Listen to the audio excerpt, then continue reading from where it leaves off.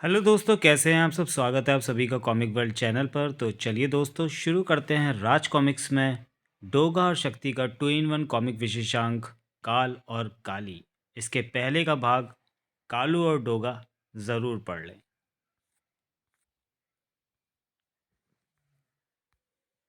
संजय गुप्ता पेश करते हैं काल और काली। मुझे कुछ बताओ तो सही गुरुदेव कि तुम कहना क्या चाहते हो। अगर तुझे फौरन बता दिया तो तू मेरे कंधे दबाकर मेरी सेवा करना छोड़कर खुशी से नाचने लग जाएगा। तुम्हें सेवा की पड़ी है गुरु। काल नीति और मुझे वो सारी शिकस्तें और पिटाई याद आ रही है जो एक एक करके डोगा ने मुझे दी और मेरी की है। जो बीत गई सो बीत गई कालू। बीती बातों पर चिंता करना बेकार है। इसलिए हमारे पूर्वज हमेशा कहते रहे, बीती ताही बिसार दे, आगे की सुध ले। जो लोग भूतकाल पर सोचते हैं उनको तनाव और चिंता घेर लेते हैं, जिससे क्षमता, ऊर्जा और साहस में कमी आ जाती है। मानसिक संतुलन गड़बड़ा जाता है, स्मरण, देह व संकल्प शक्ति क्षीण हो जाती है। और तेरे अंदर भी ये सारी कमियां मौजूद हैं। मैं जा रहा हूँ गुरु। कहाँ जाएगा तू? मुरारी बापू के पास, आसाराम बापू के सानिध्य में, क्योंकि वहाँ मुझे तुमसे भी अच्छे उपदेश मिलेंगे। नालायक कहीं का। अच्छा बैठ, मैं तुझे बताता हूँ कि मैं क्या करने की सोच रहा हूँ। उससे पहले हम आपको बता दें कि इससे पहले के कथानक काल और डोगा में हमने क्या सोचा था। डोगा को मिली एक पहेली। डोगा काल पहेलिया की उस पहेली को समझ गया। डोगा ने बराबर शाप में जा काल पहेलिया को धर दबोचा। देख तेरी पहेली डोगा ने बूझ ली कालू। काल पहले गुस्से में बिफरा अपने गुरु काल मीतिया के पास पहुंचा तो ये मुझे चंदा मामा की रोशनी में मिला था, इसलिए मैंने इसका नाम मामा रख दिया है। ये डोगा की ऐसी तैसी करेगा। मामे ने सचमुच डोगा की नाक में दम कर दिया। पुड़ूम। इस पर ना तो गोली असर कर रही है ना बम। ये इस दुनिया का प्राणी नहीं हो सकता। डोगा से काल पहेलिया व मामे की जंग के दौरान आ गई शक्ति। धाड़। नारी की रक्षा का संकल्प जो लिया था उसने, माँ काली की शक्तियों से लैस शक्ति की प्रचंड दिव्य ताकत का आभास जैसे ही गुरु काल नीतिया को हुआ, वो भी घटना स्थल पर आधमका। इसमें तो वो प्रचंड शक्ति है जिसकी मुझे आवश्यकता थी। काल नीतिया को मामा के लिए जिस दिव्य ताकत की जरूरत थी वो वही थी। नीतिया ने शक्ति की दिव्य शक्ति का लिंक मामे के शरीर से स्थापित किया तो शक्ति मामे में ट्रांसफर होने लगी। मगर करोड़ों स्त्रियों के आक्रोश की ऊष्मा को मामे का शरीर बर्दाश्त न कर सका और जलने लगा। काल नीतिया मामे व पहेलिया के साथ वहां से रफूचक्कर हो गया। इस हार से तिलमिलाए काल नीतिया ने डोगा व शक्ति को सबक सिखाने की एक नई चाल चली। मामे को शक्ति से भयानक खतरा है कालू, लेकिन तू घबरा मत। अब जब मामे अपना काम करेगा तो शक्ति तो आएगी, मगर मामे की बजाय डोगा के सीने में उतारेगी अपना नश्तर। अब थोड़ा हंसकर दिखा। यहाँ तक का कथानक आपने पूर्व प्रकाशित कॉमिक काल और डोगा में पढ़ा। अब आगे क्या होता है ये प्रस्तुत कॉमिक काल और काली में पढ़ें। ज़बरदस्ती की हंसी में ज़्यादा देर तक नहीं हंस सकता गुरुदेव। मुझे बताओ कि तुम ऐसा क्या करने वाले हो जिससे कि शक्ति आएगी तो वो मामी की बजाय डोगा को मारेगी। कालू मेरे लाल, शक्ति में प्रचंड ऊष्मा है। ना तो मामे और ना ही मैं उसकी शक्ति का मुकाबला कर पाने में सक्षम है। तुम तो अपनी नाकामी की कहानी सुनाने लगे गुरुदेव। पहले पूरी बात सुन ले। ये जो मामे है ना, इसमें एक विशेषता है। इसका शरीर शारीरिक ऊर्जा का रूप है, जो वायु में घुल भी सकती है और शरीर के रूप में आकार भी ले सकती है। मगर अदला बदली की इस प्रक्रिया में इसकी काफ़ी शक्ति नष्ट होती है। इसलिए इसे एक ही रूप में रहना पड़ता है, या तो शरीर के रूप में या शारीरिक ऊर्जा के रूप में। अब ये शरीर के रूप में रहेगा मगर अपने शरीर के रूप में नहीं, यानी मामे की शक्ल में नहीं, बल्कि बल्कि डोगे के रूप में। तूने बिल्कुल ठीक कहा कालू। मैंने इसलिए बताने से पहले बल्कि बल्कि लगाया था, ताकि मैं ये देख सकूं कि इस मामले में तू भी कुछ दिमाग लगा पाता है या नहीं। मगर तू बिल्कुल ठीक जगह पर पहुंचा। मैं मामे की सारी ऊर्जा को डोगा में प्रवेश करा दूंगा। यह समझ कि शैतान गया डोगे में, तो अब डोगा क्या करेगा? ऊधमबाजी। और वो ऊधमबाजी करेगा तो उसे रोकने कौन आएगा? शक्ति। और जब शक्ति आएगी और डोगा को नराधम गतिविधियों में लिप्त देखेगी तो क्या करेगी? उसका संहार।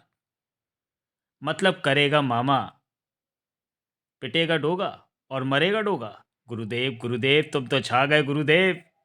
अब जल्दी करो, मामे को डोगा में घुसा दो। फिर जल्दी मचाई। डोगा कोई बोतल नहीं कि मैं मंत्र पढ़ूं और मामा को उसमें घुसा दूं। पहले डोगा के शरीर को मामा की ऊर्जा धारण करने योग्य बनाना है। उसे पूरी तरह से अशुद्ध करना होगा। उसे अशुद्ध करने के लिए उसके हाथों कुछ प्रतिक्रियाएं पूरी करानी होंगी। ओ। गुरु काल नीतिया काल पहेलियों को उन प्रतिक्रियाओं के विषय में बताने लगा। यह काम मुझ पर और मेरी पहेलियों पर छोड़ दो। मुझे तुझ पर और तेरी पहेलियों पर पूरा भरोसा है। तू तो हीरा है, हीरा। कहते हैं दुनिया का सबसे बड़ा व खूबसूरत हीरा कोहिनूर है, जिसे बरसों पहले भारत ने तराशा था। अंग्रेज उसे लूट ले गए थे। ब्रिटेन की रानी ने कोहिनूर को अपने ताज की शान बनाया था। What a diamond. कहना मुश्किल है कि कौन सुंदर है, हीरा या क्वीन ऑफ ब्रिटेन। निसंदेह हीरा, और हीरे के कारण क्वीन। आज उसी हीरे ने एक बार फिर अपनी मातृभूमि की सौंधी सौंधी बयार को स्पर्श किया था। विदेशियों के हाथों गुलाम हो चुका कोहिनूर इसी देश का गौरव था। बाहर एयरपोर्ट पर अपने गौरव को लेकर विरोधियों की भीड़ कौरवों की तरह महाभारत के लिए तैयार थी। कोहिनूर लौटाओ, कोहिनूर हमारा है, कोहिनूर हमारा है। चोरों को सम्मान नहीं, सम्मान दो। अंग्रेजों, कोहिनूर वापस करो। कोहिनूर हमारा है। उफ। एक और आवाज़ बुलंद हुई। हाँ, कोहिनूर हमारा है, हमारा हक है, मगर हम छीन कर नहीं लेंगे। हम डाकू या लुटेरे नहीं हैं। तुमने ठीक कहा। सम्मन भेजो। सम्मन भेजे जा रहे हैं। सम्मन से ही कोहिनूर वापस लेंगे। मगर यहाँ महारानी हमारी मेहमान है। उसका विरोध करके और पत्थर चलाकर देश की संपत्ति का नुकसान करके तुम लोग देश का सम्मान व गौरव मिटा रहे हो, और ये बात डोगा कभी बर्दाश्त नहीं करेगा। अति विशिष्ट सुरक्षा घेरे में मामे की वहां पर मौजूदगी गार्ड्स को बर्दाश्त नहीं थी। हीरा है सदा के लिए, सभी के लिए, मेरे लिए भी। अरे कौन है ये? फायर! उफ! महारानी को अपने ऐसे स्वागत की उम्मीद बिल्कुल भी नहीं थी। ओ गॉड, कौन है ये राक्षस? हीरा लेने आया हूं तो फिलहाल जौहरी कह लो। Oh no! महारानी जी का जान खतरे में होने को सकता। Hi guards, guards, do something. Guards क्या करते? अब तो जो काम करना था मामे को ही करना था। घबराओ नहीं, ना मैं तुम्हें नीचे गिरने दूंगा और ना तुम्हारे ताज को। Oh no! मैं इसे ही लेने आया था। तुम जाओ। तुमसे मेरी कोई दुश्मनी नहीं। मैं नहीं चाहता कि मदद की कोई चीख तुम्हारे गले से बाहर निकले। उसे मालूम था कि शक्ति आ जाएगी, मगर गनों से बाहर निकलने वाली गोली को रोकना नामुमकिन था। Shoot him! मत बरसाओ, मुझ पर बेकार हैं। ओलावृष्टि की तरह गोलियां बरसी और उनका असर भी ओलों सा ठंडा ही रहा। गोलियों ने भड़काया मामे के गुस्से को, और फिर उफ! मैं तुम्हें सामने आकर गोलियां चलाने का अवसर देता हूँ। वो तो विमान को पलट रहा है। हीरा अब जाएगा मम्मी की टमी में। मामे के शब्द डोगा के कानों में पड़ चुके थे। मम्मी की टमी में? इसकी मम्मी भी है? डोगा वापस गटर में समा गया। मामे कालू का आदमी है। कालू ही इसका माई और बाप भी है। अभी अभी उसने जो कुछ कहा वो एक पहेली है। मगर मामे ने पहेली जैसे शब्द क्यों बोले? ये शब्द उससे कालू ने बुलवाए होंगे। मगर क्यों? शायद कालू को फिर से यह भरोसा हो गया होगा कि मैं उसकी पहेली को बूझ नहीं पाऊंगा। कालू, तूने ये अच्छा नहीं किया। यह घटना न सिर्फ पुलिस डिपार्टमेंट के लिए बल्कि हमारे देश के नाम पर भी बहुत बड़ा कलंक बन जाएगी। हीरे पर भारत ने अपना दावा कर रखा है। ब्रिटेन की सरकार हम पर चोरी या लूट का आरोप लगा सकती है। यह घटना हमारे देश में हुई है, शर्मनाक है। बोलो, मुंबई पुलिस अपनी नाक कैसे बचाए? विदेशियों की निगाहों में शर्मसार होने से हम कैसे बचें? बोलो। चुप रहने से काम नहीं चलेगा। मुझे इस प्रॉब्लम का हल चाहिए, वो हीरा चाहिए। कोई क्या बोलता, सबकी बोलती बंद थी। मगर डोगा की गन खूब बोली, जिंग जिंग जिंग जिंग। अरे डोगा गोलियां दाग रहा है। डोगा की गन गोली पर गोली वाली बोली बोली, चिंग चिंग दिंग धक धक बंग। डोगा पागल हो गया है क्या, जो फिजूल में गोलियां दाग रहा है? डोगा कारण कोई काम नहीं करता। वो देखो दीवार पर। डोगा ने गोलियों से ये क्या लिख दिया है? हीरा मिलेगा। अगर डोगा ने कह दिया तो ज़रूर मिलेगा। ओ शट अप! हमारे शब्दों में ऐसा कॉन्फिडेंस क्यों नहीं है? डोगा को क्या कोई जिन आकर हीरे के बारे में बताएगा? हमारे पास वो जिन क्यों नहीं आता? क्योंकि लगन की कमी है, जज्बे की कमी है। भ्रष्टाचार ज़्यादा है, जोश की कमी है। सूझबूझ है मगर कर्तव्य की कमी है। ड्यूटी पर है मगर जिम्मेदारी की कमी है। दिमाग है मगर अधिक सोच पाने की क्षमताओं की कमी है। सारी क्षमताएं उगाही और तोंद की बढ़ाई में लग रही हैं। दिमाग को कष्ट दो तो वो खुद उंगली पकड़कर रास्ते दिखाता है और मंजिल तक ले जाता है। डोगा पहुंचा कि नहीं? मामे ने कहा था कि हीरा अब जाएगा मम्मी की टमी में। मम्मी तो मुझे म्यूजियम में ही मिल सकती थी, तो ये रही मम्मी। कालू, तेरी पहेलियों का जवाब तो मैं तेरे हलक से भी निकाल लूंगा। और ये रही मम्मी की टमी। मुंबई में हजारों बरस पुरानी ये एक ही मम्मी है जो दशकों दर्शकों के देखने के लिए यहाँ नेशनल आर्कियोलॉजिकल म्यूजियम में रखी गई है। अगर कालू ने सही पहेली छोड़ी थी तो कोहिनूर मुझे यहीं पर मिलेगा। पता नहीं मिलेगा भी या नहीं। कोहिनूर जैसा नायाब चीज़ को वो यहाँ क्यों छुपाएगा? इस मम्मी का पट्टियों से लपेटा हुआ पेट चीरना होगा। चाकू हाथ में हो तो पेट चीरने में डोगा को कितना समय लगना था? खचाक! चाकू शरीर पर लगे तो खून को निकलने में भी कितना समय लग जाता है? ये तो मम्मी है, एक प्राचीन शव। मम्मी में खून कहाँ से आ गया? ओ धोखा! ये मम्मी नहीं है, ये हिल रहा है, ये जिंदा है। चाकू लगने से ये तड़प उठा है, इसकी बेहोशी टूट गई है। मैंने एक जिंदा इंसान के पेट में छुरा घोंप दिया। मुझे इसका चेहरा खोलना होगा। डोगा स्तब्ध था, बुद्धि जैसे जड़ हुई जा रही थी। कौन हो तुम? तुम डोगा हो ना? तो तुम्हें काल पहले ने मम्मी बनाया ना? हाँ, डोगा। उसने हरा लबादा पहना हुआ था जिस पर प्रश्न चिन्ह बने हुए थे। उसने मुझे मम्मी बनने के लिए कुछ हजार रुपए देने का वायदा किया था। उसने कहा था कि जब डोगा आ जाएगा तो उसे ये बताकर मेरा काम खत्म हो जाएगा कि मौत और माँ में क्या फ़र्क होता है। डोगा, मैं एक गरीब आदमी हूँ, रिक्शा चलाता था, मगर रिक्शा छिन गया। छोटे छोटे 3 बच्चों की भूख बर्दाश्त नहीं कर पाया। बच्चों की भूख ने मुझे जिंदा रहते हुए भी लाश की तरह बना दिया, इसलिए लाश बनना स्वीकार कर लिया। मैं उसके कहने में आकर मम्मी बन गया। तुमने आकर मुझे सचमुच लाश बना दिया डोगा। मैं मैं मैं नहीं, रुको। सांसों को संभालो। अपना पता बताओ। पता बताने तक ही अपनी सांसों को संभाल सका था वो। एक गरीब निर्दोष की हत्या मैं तुझे माफ नहीं करूंगा काल बहेलिया। मुझे इसके खून की एक एक बूंद का हिसाब देना होगा।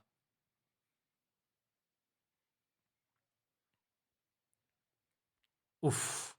गरीब की आंखों से गिरे आखिरी आंसू, जिनमें विवशता थी, भूख थी, पीछे बेसहारा छूट गए परिवार के भविष्य की चिंता थी, कुछ हजार पाने की उम्मीदें थी, मगर उम्मीदें कफन बनकर भविष्य से लिपट गई।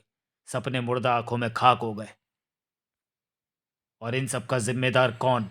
टोगा, मैं, जो समस्याओं को केवल हल नहीं करता बल्कि उन्हें जड़ से मिटा डालने का दावा करता है। परिवार के लिए समस्याओं के कितने पहाड़ अनजाने में ही खड़ी कर दिए मैंने। परिवार की नींव ही तोड़ डाली, वो छत ही उजाड़ डाली जो उन्हें सहारा दिए थी। इस अपराध के लिए मैं अकेले काल पहले को जिम्मेदार नहीं मान सकता। मैं भी जिम्मेदार हूँ। उसकी मौत की जिम्मेवारी मेरी है। ये खून काल पहलिया के नहीं, मेरे सिर है। डोगा के दिमाग के चप्पे चप्पे पर तो एड्रेस थाप दे रहा था जिसके दरवाजे पर उसे वो आ पहुंचा था। कौन है? तू आ गया गोकुल बेटा? बेटा, कितनी देर लगा दी, बच्चे भूखे ही सो गए। ये तो सोचा होता कि बिन माँ के बच्चे घर में अकेले होंगे। दरवाज़ा खोलने वाली उस बूढ़ी माँ के चेहरे की झुर्रियों में बेटे के आ जाने का सुकून जैसे डोगा को देखकर धराशायी हो गया था। मैं तो समझी थी मेरा बेटा गोकुल आया। कौन हो तुम? अंदर आने तो बताता हूँ। मगर गोकुल घर में नहीं है। तुम फिर कभी आना। जानता हूँ माई कि वो घर में नहीं है। उसी ने तो बताया था कि बच्चे भूखे हैं, इसलिए तो लाया आया हूँ। बच्चों को जगाओ माई, खाना लाया हूँ। उन्हें भूखे नहीं सोना पड़ेगा। डोगा ने इनकी भूख छीनी है, उन्हें भूखा नहीं रहना पड़ेगा। उनकी भूख डोगा की जिम्मेदारी है। इन्हें उठा माई, इन्हें उठा। भूख छीनी है? मैं समझी नहीं, कौन डोगा? ओ, कहीं वही तो नहीं जो कुत्ते का मास्क लगाता है, वफादारी भुला चुके लोगों को वफादारी सिखाता है? अरे, अरे तू ही तो है डोगा। मोतियाबिंद की मारी आंखें पहचान ही ना सकी तुझे। हाँ, मैं ही हूँ डोगा। अब बैठ बेटा, ले पानी पी। अपने बेटे के हत्यारे को पानी पिलाएगी माई। उसका आतिथ्य सत्कार करके तुझे कुछ और चिंताओं और कुछ और झुर्रियों के अलावा और क्या मिलेगा? नहीं, मैं तेरे घर का, तेरे हाथ का पानी स्वीकार नहीं कर सकता माई। क्योंकि मैं इस आतिथ्य सत्कार सत्कार के लायक नहीं। मैं यहाँ पर एक खास काम से आया हूँ। देख, तूने बेटा खोया है, वो तो मैं तुझे वापस नहीं दे सकता, मगर इन बच्चों को भविष्य देना मेरे हाथ में है। तू मुझे पुलिस स्टेशन लेकर जाएगी माई, मुझे पुलिस के हवाले करेगी। मेरे सिर पर करोड़ों रुपए का इनाम है, वो तुझे मिलेगा। तेरे पोते पोतियाँ आराम से पल जिए जाएंगे। ले थाम मेरा हाथ, चल ले चल मुझे पुलिस स्टेशन। सोच क्या रही है? मुझे पश्चाताप का मौका दे, सज़ा मिलने दे मुझे। तूने मेरे बेटे को जानबूझकर मारा नहीं हो सकता। एक क्या, तुझ पर तो बेटा, मेरे करोड़ों होते तो वो बेटे भी नछावर कर देती, क्योंकि बाकी करोड़ों का रक्षक भी तो है तू। ले पानी पी, शिकवा शिकायतें भूल जा डोगा, और कर्तव्य कर। इन बच्चों के भाग्य की चिंता भी मत कर। जिसने जीवन दिया है वही पालेगा, अब चाहे सुख से कटे या दुख से। इस बूढ़ी माँ का आशीर्वाद इस गंदे ताबीज के रूप में तेरे साथ हमेशा रहेगा। ये तुझे हर बुरी बला से बचाएगा बेटे डोगे। और इस बुढ़िया के आखिरी वो दो शब्दों के साथ ही डोगा के मुंह में भरा सारा पानी जैसे मुंह से बाहर को उछलाओ। ओह, शायद मैं डोगे बोल गया, और इस शब्द से तू मुझे पहचान गया, क्योंकि डोगे तुझे सिर्फ एक ही आदमी पुकारता है, यानी मैं खुद, काल पहेलिया। मगर अब कोई फर्क नहीं पड़ता। बढ़िया का वेश धरकर मुझे जितना काम करवाना था वो तो मैं पूरा कर ही चुका हूँ। हाँ डोगे। कालू, तू इस वेश में? हाँ डोगे। गोकुल की असली माँ को बांध बूंद कर डालने के बाद ऐसा वेश मुझे धरना पड़ा, क्योंकि एक निर्दोष आदमी का खून तेरे हाथों करवाकर मुझे शमशान का वो पानी पिलाना ज़रूरी था जिससे मुर्दे को स्नान कराया गया हो। तूने जो गिलास में पिया वो नहीं, वो वही पानी था। क्या? इसके साथ ही तुझे सुअर के बाल और उल्लू के पंजे का ताबीज बांधना भी जरूरी था। वो काम भी बुढ़िया के वेश में मैंने आसानी से पूरा कर दिया। अब तेरा शरीर मामे को धारण करने लायक बन चुका है। कालू, नीच, धोखेबाज, उफ, ये क्या? टोगे, इस बार तू चूक गया। मम्मी वाले आदमी ने तुझे जो पहेली बताई थी, तूने उस पर ध्यान दिया होता तो मुझे यहाँ आते ही पहचान जाता। पहेली थी मौत और माँ में क्या फ़र्क होता है। हाँ डोगे, मौत जब माँ के रूप में हो तो धोखा खाना आसान हो जाता है। तो चलिए दोस्तों, वीडियो को यहीं समाप्त करते हैं और मिलते हैं काली और डोगा के दूसरे और अंतिम भाग में अगले वीडियो में। तब तक के लिए धन्यवाद।